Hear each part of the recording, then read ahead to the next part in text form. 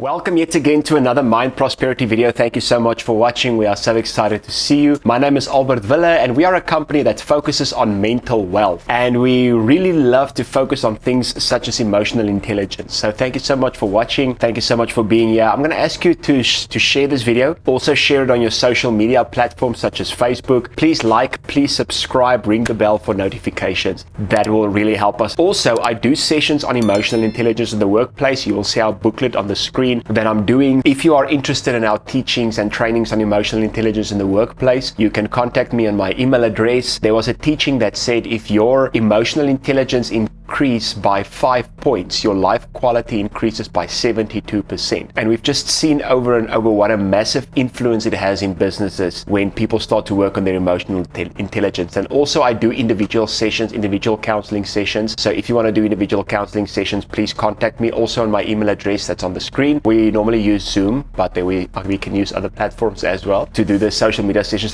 So no matter where you are in the world, we can do those sessions with you on emotional intelligence in the workplace or individual sessions. So, and I do believe it's going to help you very much. So today we're speaking about changing your habits. If you have a habit that you believe you want to change, if you want to break some old habits, create some new habits, we're going to speak about that. How does something habitually happen? Now remember, your habit is what is in your subconscious mind. So whatever is in your subconscious mind will determine your habit. So let's listen to what Albert Einstein said. And I love quoting Einstein because Albert Einstein said the following: no problem can be solved from the same level of consciousness that created it. Whatever the thought pattern was, whatever the thinking pattern was, whatever the mindset was that created the habit that you have right now, that same mindset is not going to build a new habit. You need a different mindset to build a new habit. And this saying is really true. If we don't change our minds, we won't change our lives. Now, it's the year 2022 and we are in February, which is like, we're quite into the year, but we're still in that place where people might have New Year's resolutions. So 90% of the people that makes New Year's resolutions normally break it before the month of February. That's what research tells us. So if you're one of those people, don't worry, you're in the majority. You don't have to feel bad. But the thing is, we have to ask ourselves the question, why does it happen? Why do so many people break New Year's resolution even like in the first month?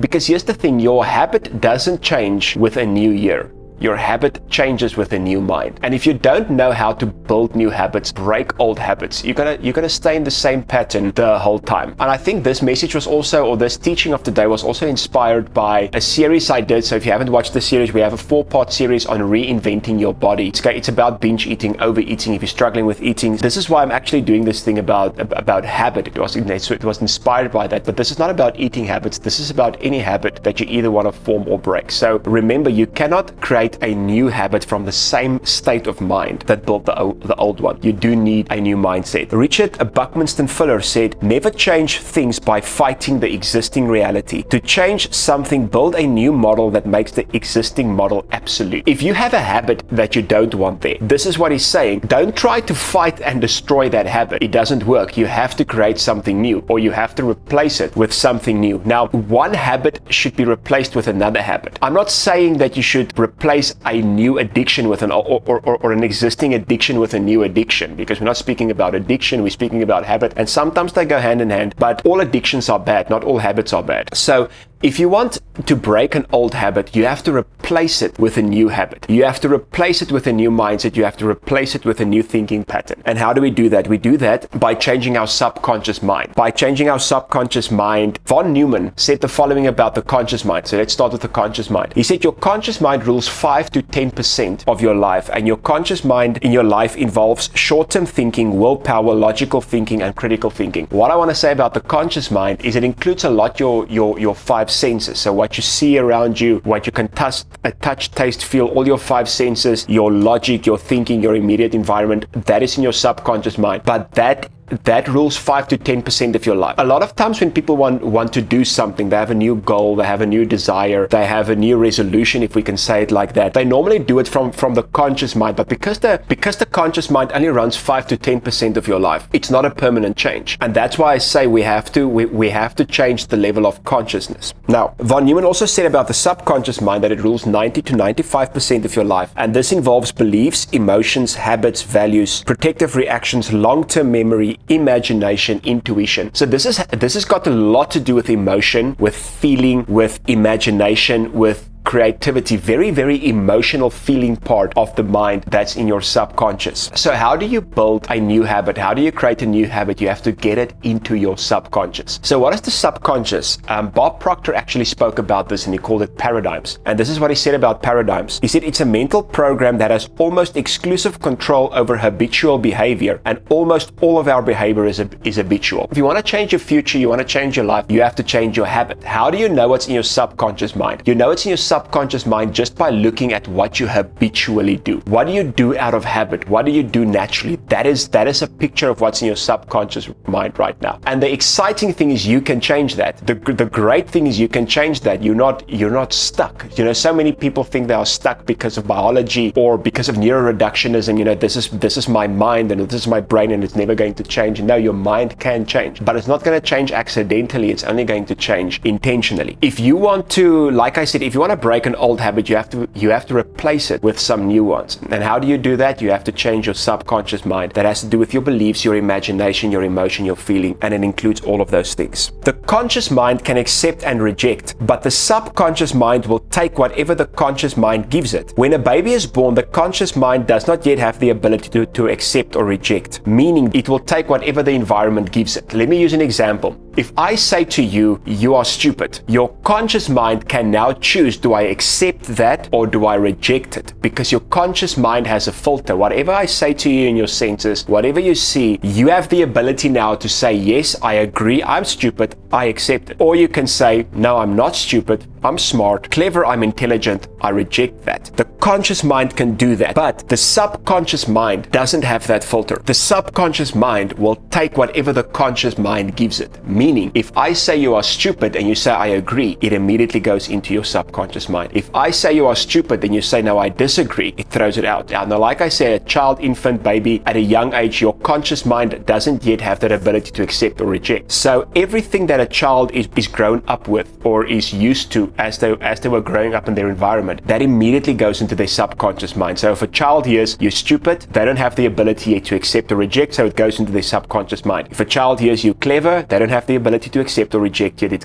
goes into their subconscious mind. So a lot of the things that are in your subconscious mind now that you habitually believe and that you habitually do comes from childhood. It's so important to go figure those things out. Again, how do I figure out what's in my subconscious mind? Just go look at what comes to you habitually. What do you do out of habit? What do you believe out of habit? How do you see yourself habitually? That is an indication of what is in your subconscious mind. And if you want to change that, you have to say, okay, I can see this is what I believe habitually. This is what I want to believe habitually, and I can change that. Now, another very interesting thing about the subconscious mind, or a difference between the subconscious and the conscious mind, your conscious mind can differentiate between what is real and what is imagined. So your conscious mind, your conscious mind knows what is real and what is imagined. But remember, your conscious mind only rules 5 to 10% of your life. Now, the subconscious mind rules 90 to 95% of your life. Doesn't know the difference between what is real and what is imagined. So if the subconscious mind, or if something is imagined strong enough in the subconscious mind sees that as real. Meaning, if you imagine something strong enough and it goes into your subconscious mind, it will perceive that as reality, and your life will start to create it. So whatever is in your subconscious mind, you will create. Whatever is in your imagination, you will create. One thing that,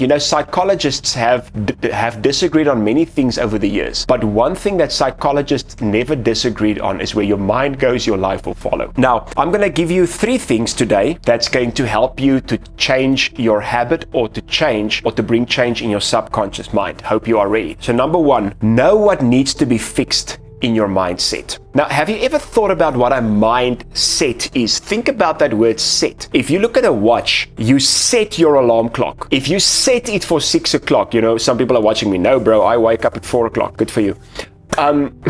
If you set it for 6 o'clock, that means your alarm clock is going to go off at 6 o'clock. If you set your GPS on a specific location or a specific address, it's going to take you there because it's set. That is what a mindset is. I have set my mind on this, meaning at that time, at that space, it's going to go off, or it's going to take me to that location. It's set on that. That's my mindset. So if you want to change your habit, you have to go look in and say, what is in my mind set that is not set right? Because I cannot set my GPS to location A if I actually desire to go to location B. And I cannot change it to location B if I cannot admit at the moment it's set to location A. I first have to reset it. I have to set it to the place where I want it to go. Same with your alarm clock. You cannot set your alarm clock for 4 o'clock and then get angry at 4 o'clock when it goes off because you actually wanted to wake up at 6, or vice versa, because you set it to that thing. Don't ask yourself the question, why am I ending up at this place all the time? Why am I repeating this behavior all